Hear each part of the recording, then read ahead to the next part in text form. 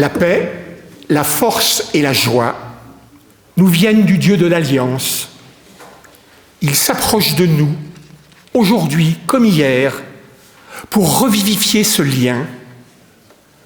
En des temps anciens déjà osés, en témoignait.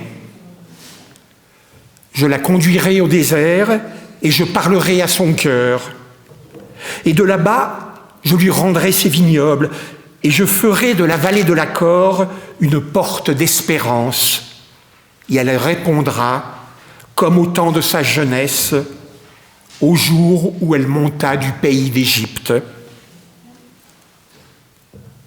Toi qui es venu ce matin, Dieu veut parler à ton cœur. Toi qui entres dans cette célébration, franchis avec celui qui te conduit la porte d'espérance.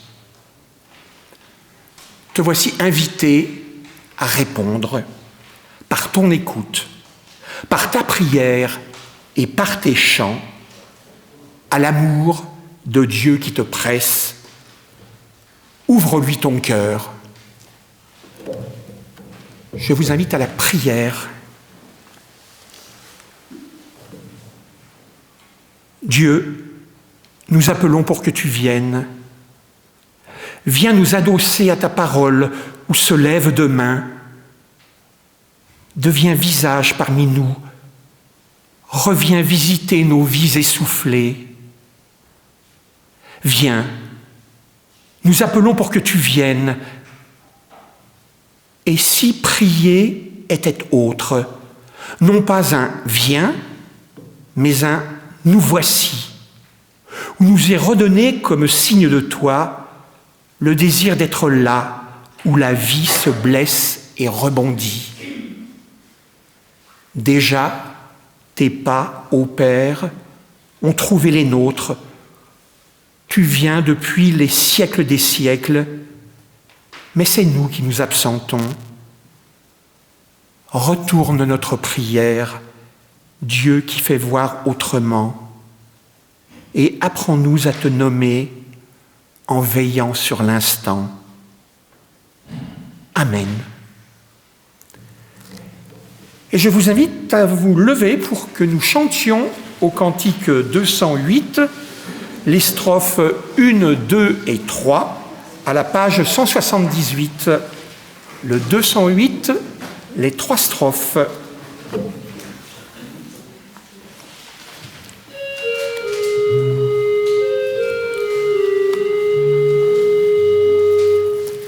C'est toi, Seigneur, qui nous unis.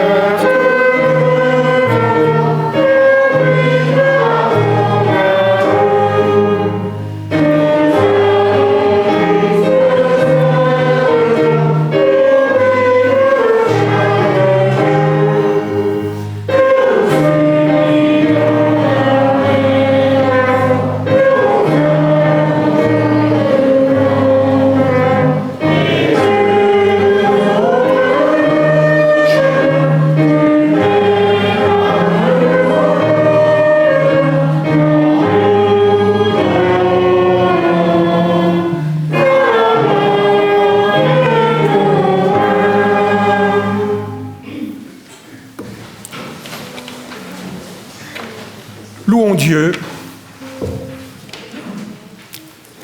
Prête l'oreille, amis pèlerins.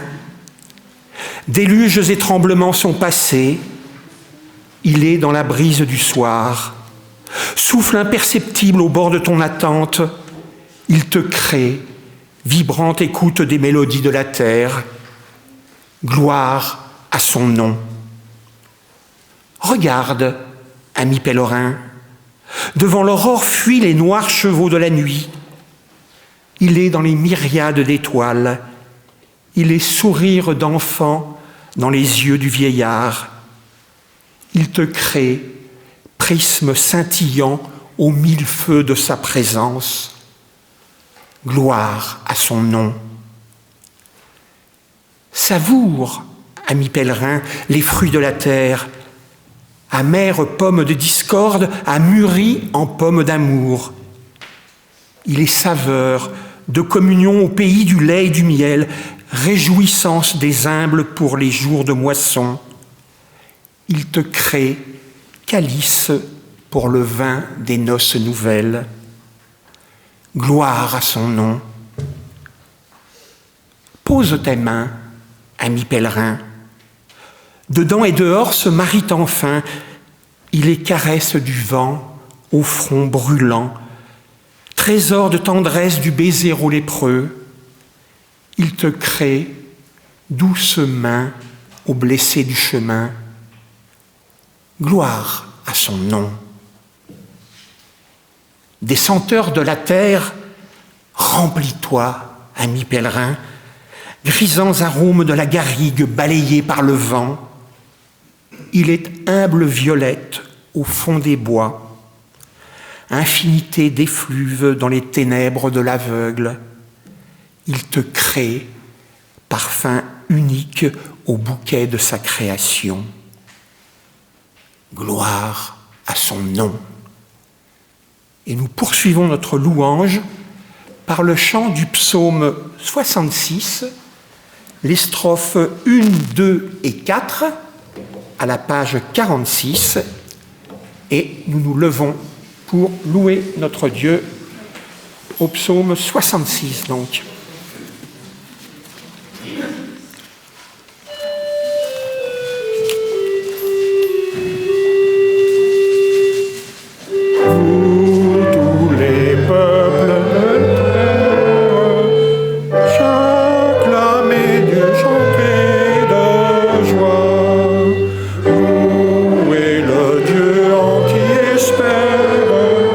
Sur qui s'appuie tout homme droit.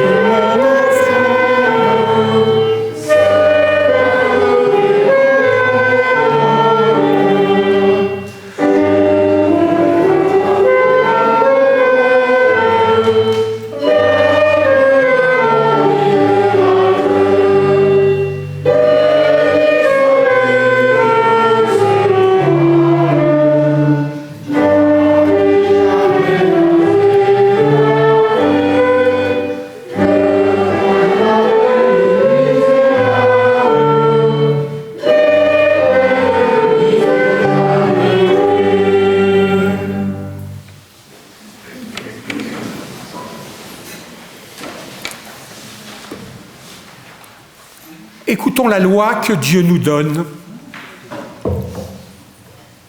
Vous avez appelé à être libre. Seulement, ne faites pas de cette liberté un prétexte pour vivre selon les désirs de votre propre nature. Au contraire, laissez-vous guider par l'amour pour vous mettre au service les uns des autres. Car toute loi se résume dans ce seul commandement. Aime ton prochain comme toi-même. Et face à la loi de Dieu, nous sommes conduits à reconnaître nos manquements. Prions. Seigneur, j'ai manqué ton rendez-vous d'amour quand tu m'attendais au coin de mon désert. Je te savais posté à ce carrefour, présent pour me parler.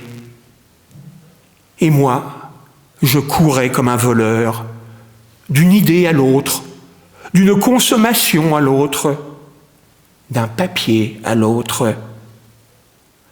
En moi, je ne trouvais plus ce temps d'arrêt pour t'écouter. En moi, je ne trouvais plus cet espace où tu peux prendre ma place, où tu peux prendre place. J'ai manqué ton rendez-vous d'amour quand tu m'attendais au coin de mon désert. Peu à peu, j'ai grignoté le temps et l'espace pour t'accueillir et te recevoir. Je t'ai tenu pour peu de choses. Viens, Seigneur, viens me pardonner. Au cantique 620, la première strophe, et nous garderons ce cantique pour le chant après l'annonce du pardon. 620, première strophe, page 600.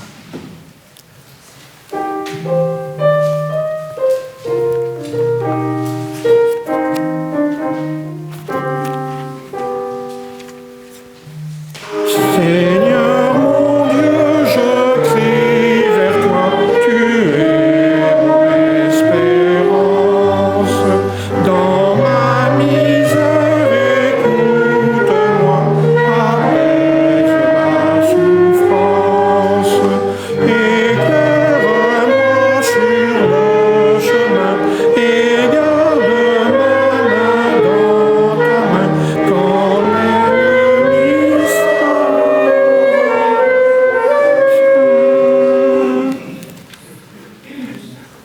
Levons-nous pour recevoir le pardon de notre Seigneur. Ne soyez pas tristes et sans espérance. Parole de Dieu. Dans le visage de Jésus, le Fils en qui j'ai mis toute ma tendresse pour vous, je vous ouvre un chemin et un demain. Écoutez et vous vivrez. Là où vous êtes agités, je vous donne la paix. Là où vous avez peur de manquer, je vous ouvre au don. Là où vous vous absentez, je suis présence. Ne soyez pas tristes et sans espérance. Parole de Dieu. Mon pardon, déjà, vous a rejoint. Écoutez et vous vivrez. Au 620, la troisième strophe.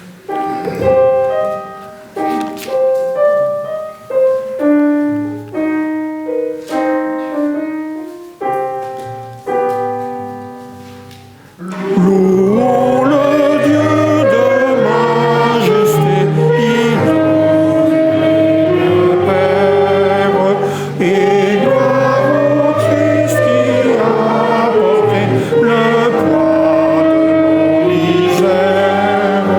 Démons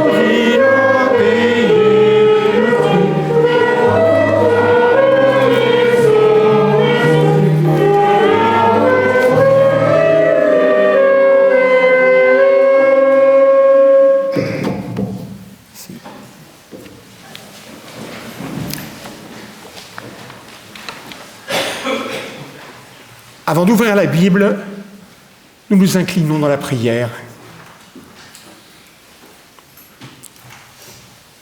Notre Dieu, il arrive que nous connaissions trop toutes tes paroles et toutes tes histoires. Elles deviennent alors en nous des refrains sans saveur, des récits sans intrigue, des conseils sans autorité. Ta Bible devient une exposition trop de fois visitée pour que nous ayons encore envie de suivre le guide et de regarder les tableaux. Ta parole vive se transforme en ressassement mort. Mon Dieu, je voudrais qu'il en soit autrement.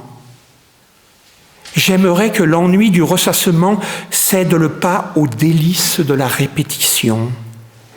J'aimerais que, semblable à une musique dont les variations s'appuient au long de la même mélodie, ta parole devienne et redevienne la tonalité profonde de ma vie, si bien que mes variations infinies s'inscrivent dans le rythme même de ta révélation.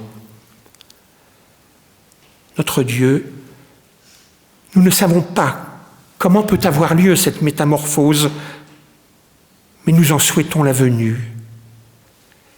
C'est pourquoi nous avons voulu, simplement, aujourd'hui et maintenant, t'avouer notre gêne et notre inquiétude, afin que tu nous délivres et que tu nous apaises. Amen.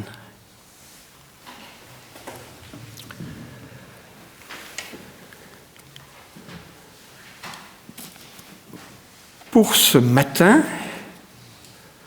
je me suis un peu trompé. Je n'ai pas pris les lectures réservées au dimanche, mais j'ai pris le texte de la lecture suivie qui correspond à aujourd'hui, dimanche. En l'occurrence, la lecture suivie en ce moment dans la liste de lecture, c'est l'évangile selon Matthieu. Et pour ce matin, il y avait un long passage au chapitre 18, du verset 1 à 20.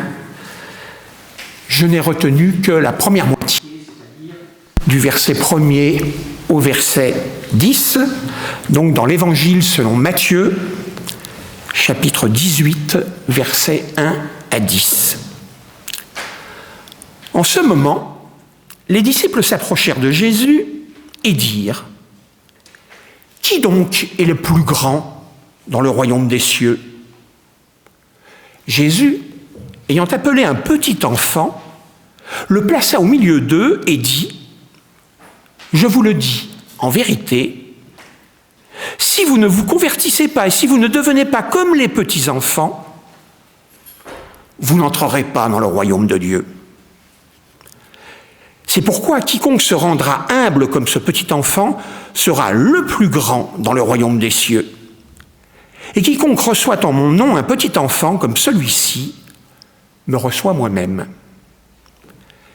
Mais si quelqu'un scandalisait un de ces petits qui croient en moi, il vaudrait mieux pour lui qu'on suspendît à son cou une meule de moulin et qu'on le jetât au fond de la mer.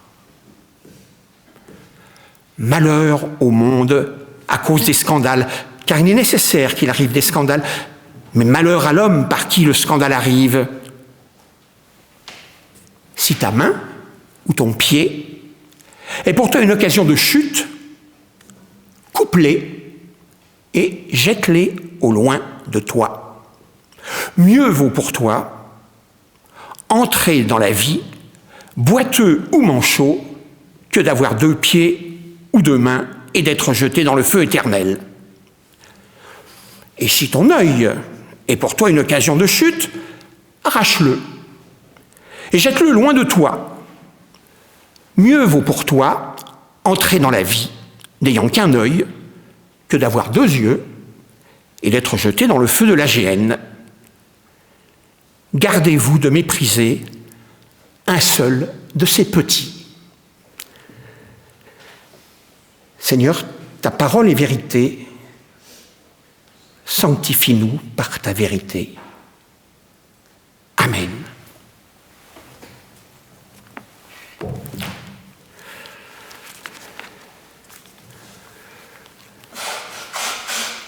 Savez-vous combien de fois le verbe rire est employé dans le Nouveau Testament? 2 fois. 2 fois dans le chapitre 6 de l'Évangile, selon Luc. Heureux vous qui pleurez maintenant, car vous rirez. Et malheur à vous qui riez maintenant, vous connaîtrez le deuil. Et pour être tout à fait honnête, le même verbe, mais cette fois-ci avec le sens de se moquer, apparaît dans la guérison de la fille de Jairus, donc relatée dans les 3 évangiles synoptiques. Il se moquait de Jésus. Ce verbe n'est donc jamais utilisé pour décrire le comportement de Jésus. Le verbe sourire, peut-être? Alors là, nous ne le trouvons à aucun endroit. Est-ce à dire que Jésus et ses disciples ne riaient, ne souriaient jamais? Voilà qui poserait problème, me semble-t-il, quant au dogme de l'incarnation. Sauf à comprendre que ce terme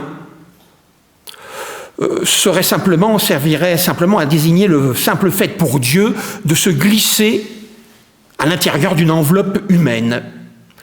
Il est vrai que la forme du mot dans et carnation, carne, la chair, pourrait nous amener à cette compréhension très restrictive. Aussi ai-je toujours préféré l'expression « Dieu s'est fait homme ». Dieu s'est fait homme, et je me souviens alors de la célèbre expression de celui qui fut un temps montpelliérain, François Rabelais, qui disait « Rire est le propre de l'homme ». Et donc il me semble que l'on peut affirmer que très certainement, puisqu'il était vraiment et pleinement homme, Jésus riait, ou au moins souriait. Il y a là du reste un grave problème de lecture des textes. En effet, le texte biblique nous rappelle, certainement très scrupuleusement, les paroles prononcées par Jésus, ce que l'on appelle techniquement les logia. Mais rien n'est dit sur le ton sur lequel elles furent prononcées, ni les gestes qui les accompagnèrent, ou les éventuelles mimiques.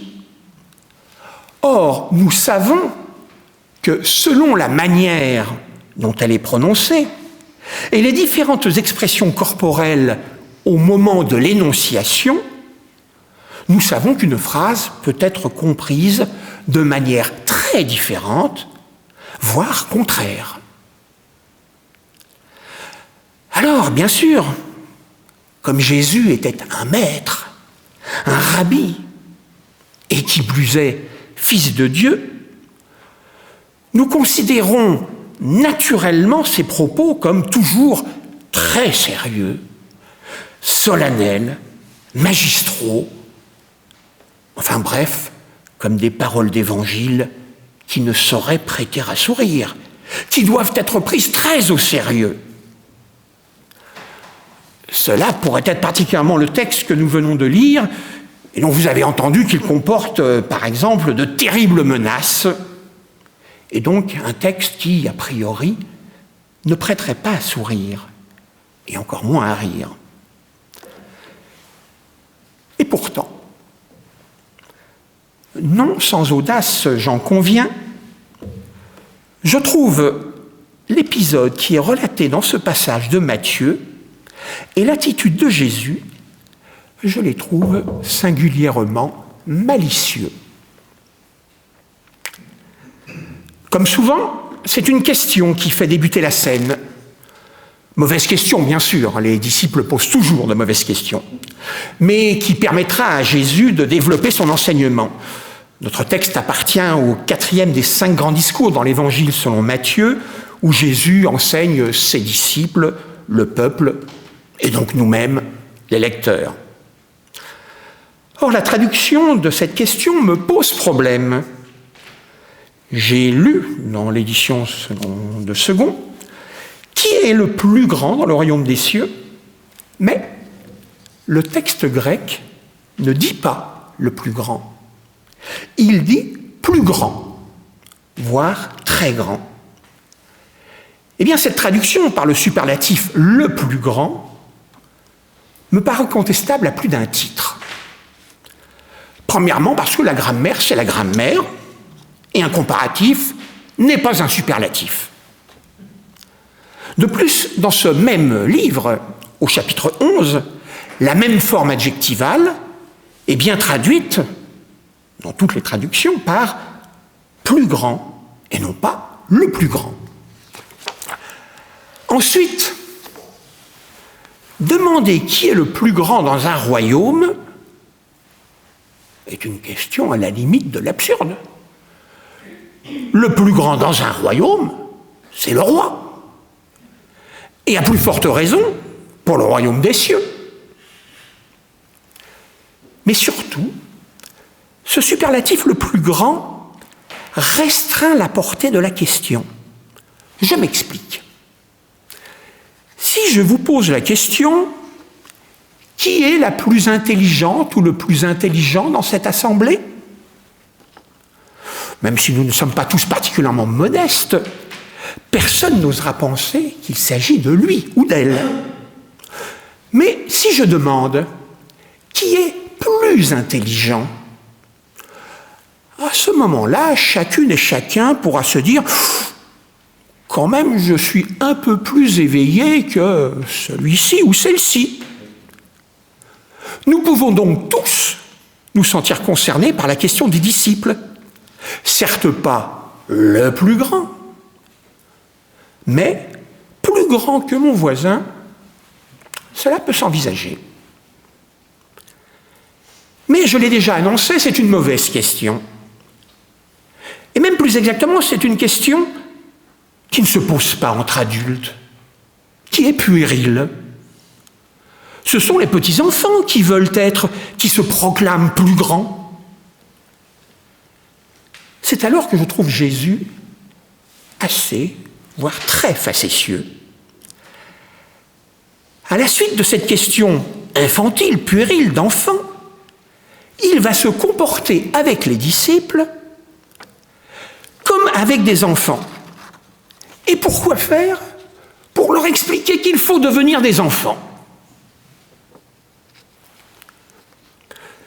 C'est ainsi que je m'explique cette curieuse mise en scène, quasiment pédagogique, où Jésus dispose les disciples en cercle avec un enfant au milieu. Voici le modèle à suivre. Voici le but que vous devez atteindre. Pour peu, on croirait même assister à une scène de cour de récréation. De la même façon, les menaces proférées dans la suite du texte sont pour le moins extravagantes. Être jeté dans l'eau avec une meule autour du cou, se couper une main ou un pied, s'arracher un œil et le jeter, relève des menaces du type « on va te couper la langue si tu mens » ou « te tailler les oreilles en pointe si tu n'écoutes pas ». S'il fallait vraiment agir ainsi, à chaque fois que nos mains, nos pieds, nos yeux étaient occasion de faute, cela ferait bien longtemps que nous serions réduits à l'état de femmes ou d'hommes troncs et borgnes pour faire bonne mesure. Comment imaginer que Jésus attende, exige cela de nous? Quant à redevenir enfant, retomber en enfance, comme Jésus l'enjoint à ses disciples, qui lui posent donc cette question infantile, nous savons bien que c'est plutôt le signe d'une déchéance sénile que l'accomplissement d'un être humain. Tout cela semble bien irréaliste. Bien évidemment, notre lecture ne saurait se contenter de constater un tour spirituel joué à ses disciples par Jésus. Si la manière est plaisante, la matière n'est pas une plaisanterie. En effet, il y a bien là une leçon importante qui nous est adressée. Elle concerne chacune et chacun d'entre nous dans son rapport à lui-même et aux autres. Alors que la question de Jésus, la question des disciples porte sur le grand, Jésus n'a de cesse de valoriser, de faire l'éloge des petits. Mais qui sont ces petits ? Là encore, notre réaction première, la première intuition, serait d'en donner une interprétation sociologique. Ce seraient les couches modestes de la société, les CSP moins, voire les exclus. Nous savons l'attention que Jésus portait à ces catégories. De multiples épisodes en font foi. Mais il ne se détournait pas pour autant des autres, les autres auxquels appartenaient apparemment ses disciples. Jésus, du reste, précise à un moment du texte qui ils sont, les petits qui croient en moi. Et je pense même qu'il faut comprendre les petits parce qu'ils croient en moi, c'est-à-dire nous tous. Le texte ne parle pas de grands face à ces petits, tout simplement parce qu'il n'y a pas d'opposition entre deux catégories. Pour Dieu, il n'y a pas de grands. Nous sommes tous des petits. Mais nous sommes également tous ces humains qui, comme dans la question des disciples, nourrissent l'illusion de pouvoir être plus grands.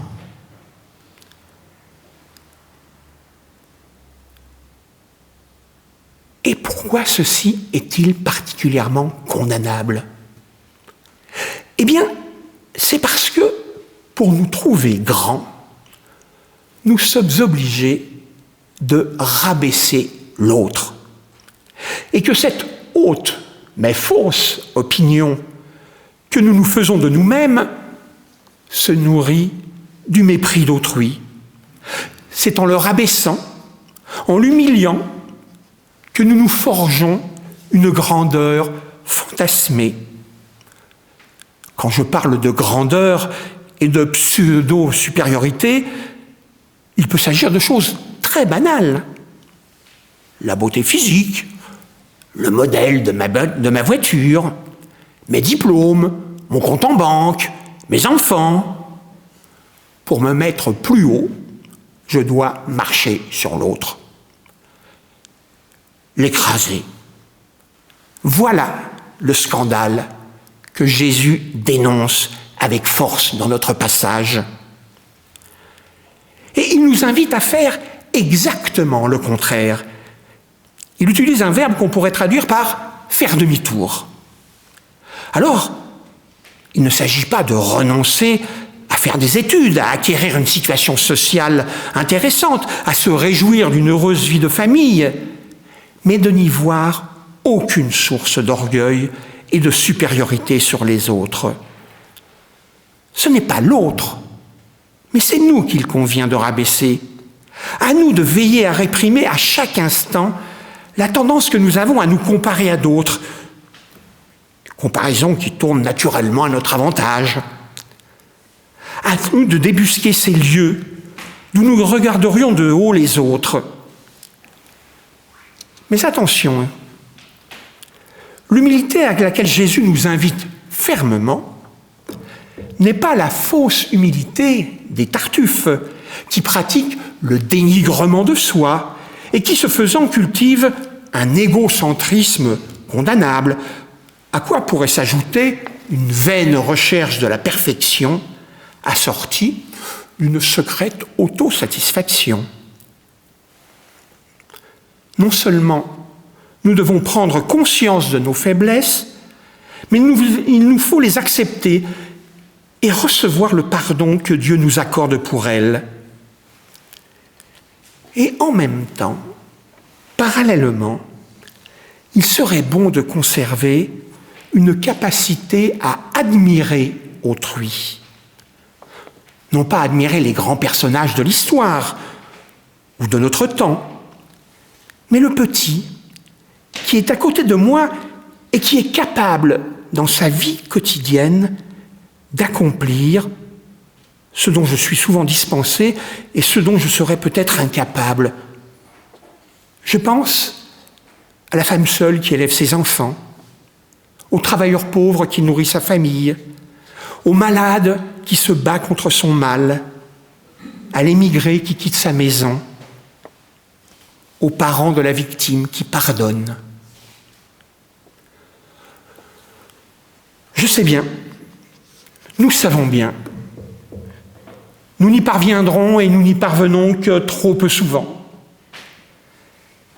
Et finalement, nous mériterions de perdre nos pieds, nos mains, nos yeux. Mais c'est une raison de plus de ne pas nous inquiéter de cette menace. Nous sommes entrés dans le temps de Carême et nous cheminons vers Pâques. Alors, nous savons que pour tous ces échecs, un seul corps sera disloqué, martyrisé. C'est celui de Jésus, sur la croix. Seigneur notre Dieu, merci. Amen.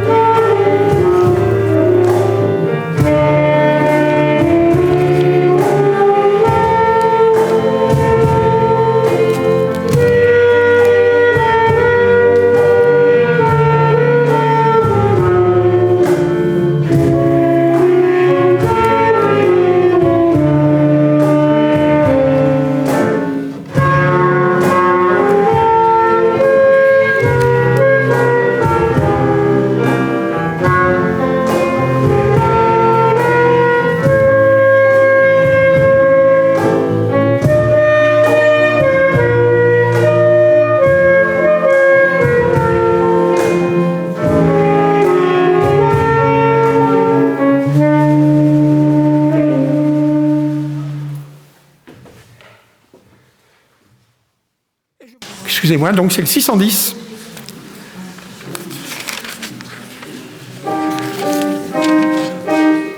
Et ça reste les 3 strophes.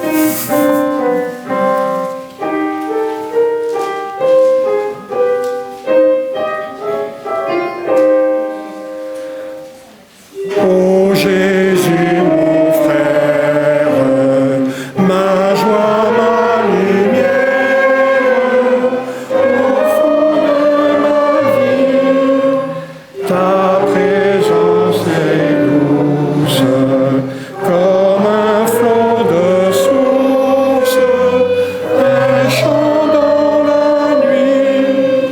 Jésus, prince de la vie, tout le temps est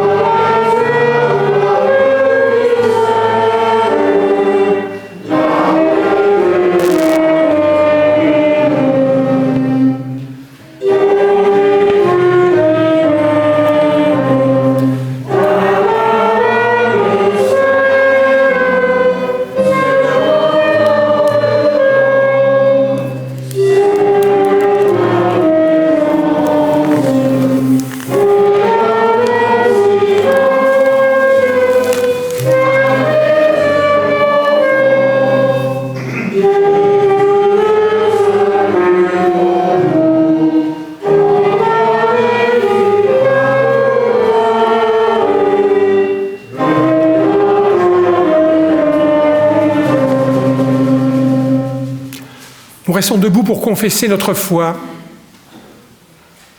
Dieu, je crois en toi. Tu m'accompagnes dans ma vie et dans les étapes de ma vie.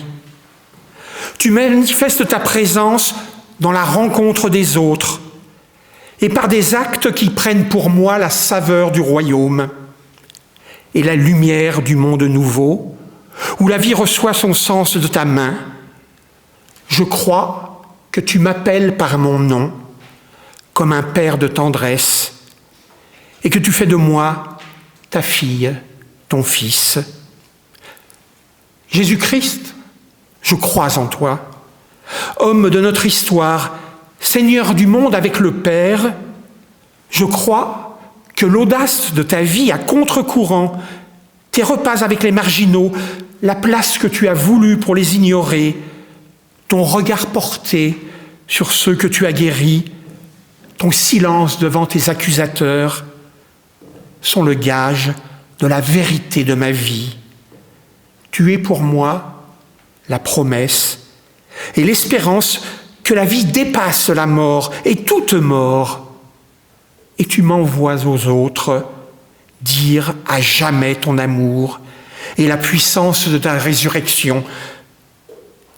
Esprit Saint, je crois en toi, souffle d'amour, respiration de ma prière, secours de mon pas, visite de mon sommeil, fil conducteur du Père au Fils, comme tu l'es entre nous tous. Tu es celui que j'appelle dans mes déserts.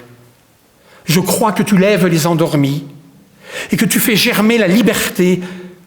Aujourd'hui, voix inattendue de Dieu, tu mets le doigt dans les engrenages et tu fais crever les moralismes. Église de Jésus-Christ, je crois que tu es le tissu multicolore de l'attente de Dieu sur terre. Tu rassembles les croyants en une germe invisible. Aujourd'hui, image du corps du Christ pour le monde, tu es la veilleuse au creux de la souffrance et les mains visibles de Dieu pour dire l'amour et la joie. Quelqu'un marche devant toi que tu regardes. Je crois que c'est le Seigneur, Père, Fils et Saint-Esprit. Amen. Vous pouvez vous asseoir pour entendre les annonces.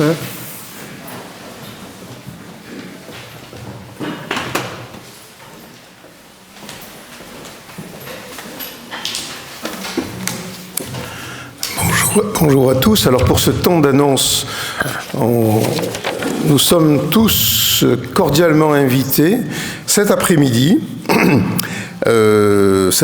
dimanche. Alors sur le quartier de la Paillade, nous avons le Grand Mail qui est une rue piétonne entre deux barres d'immeubles au sud de la Maison pour tous Georges Brassens et du théâtre Jean Villard et au sud des Halles. Et nous sommes invités par le groupe islamo-chrétien qui propose une rencontre avec interreligieuse, donc musulmans, catholiques, protestants, sur le Grand Mail, entre 14h et 18h. Et chacun peut apporter de quoi goûter, puisque c'est prévu, voilà, c'est un temps convivial qui est fraternel, qui est proposé cet après-midi. Donc, vous pouvez, il y a déjà des affaires qui ont été apportées par les uns ou les autres, boissons ou de quoi grignoter. Voilà, si vous venez directement là-bas, apportez ce que vous pouvez. Ensuite, dans le calendrier, mercredi prochain à 16h, on a toujours le groupe de prière et de temps biblique, étude biblique qui est proposé avec Alain Bacuet. Et on peut aussi annoncer dès maintenant la soirée du vendredi 31 mars avec le pasteur Redouane Esbanti qui viendra nous parler du Liban et qui sera aussi en visio, à distance, avec un pasteur d'une communauté libanaise. Et c'est l'occasion de parler de ce pays en grande souffrance actuellement. Et donc, Elie sera effectivement parmi nous, puisque vous savez qu'Elie Haddad est libanais. Et à la suite de cette conférence, il y aura un temps de repas à partager et aussi une vente d'objets, voilà, à destination en vue d'un soutien aux Libanais que connaît notamment Elie. Parler aussi de l'Assemblée Générale, puisque vous savez que le samedi 25, nous avons notre Assemblée Générale annuelle de l'Église protestante unie de Montpellier, et elle aura lieu donc au Temple de la rue Maglone de 14h à 18h, je crois. C'est ça. Voilà, ben les émargements, parce qu'il y a toujours un temps d'émargement, commencent à 13h.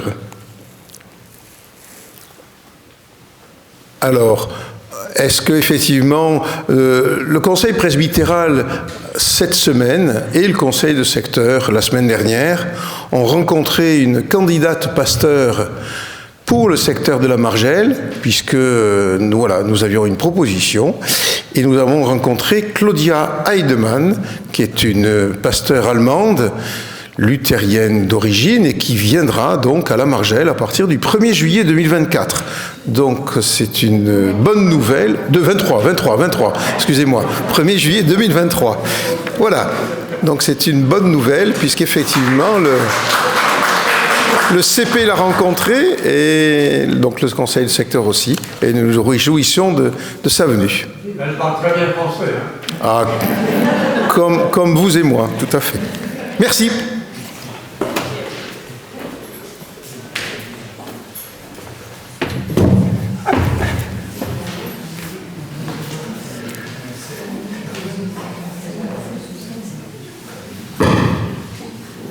Eh bien, pour ma part, je voulais remercier les musiciens qui nous accompagnent au cours de ce culte. Je ne vous cacherai pas que je savais que Assina allait m'accompagner, mais je ne penserais pas qu'il viendrait avec une troupe aussi nombreuse. En tout cas, soyez remerciés. C'est maintenant le moment de l'offrande. Souvenez-vous que Dieu aime le don joyeux.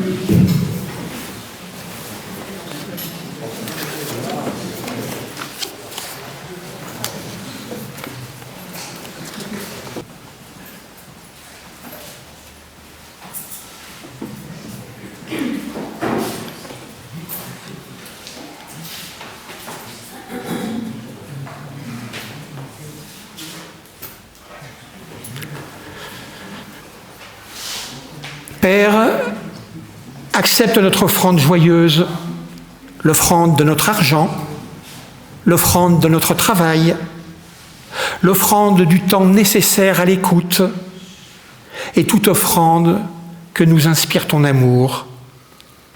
Amen. Unissons-nous maintenant dans la prière d'intercession.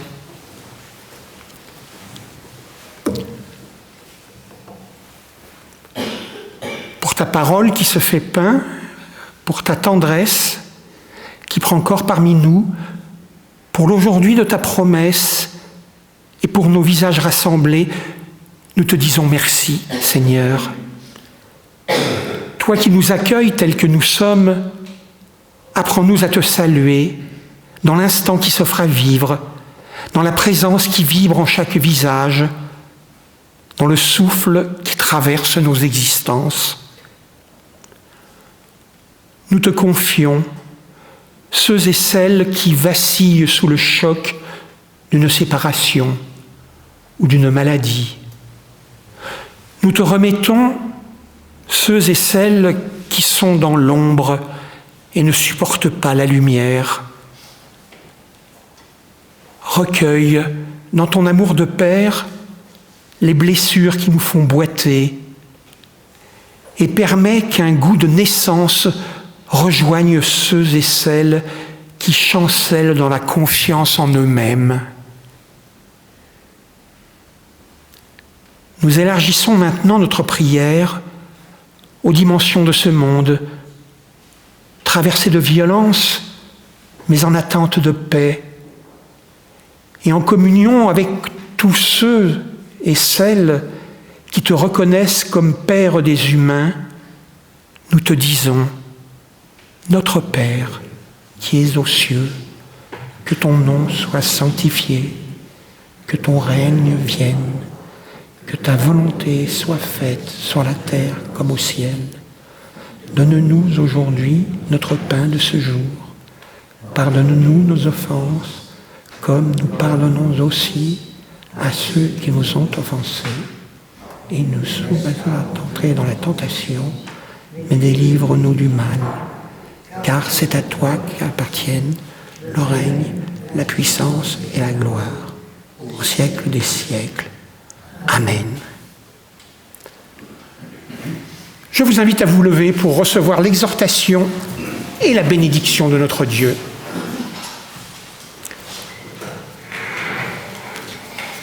Convertissons-nous, appliquons-nous à nous rendre humbles et gardons-nous de mépriser un seul petit.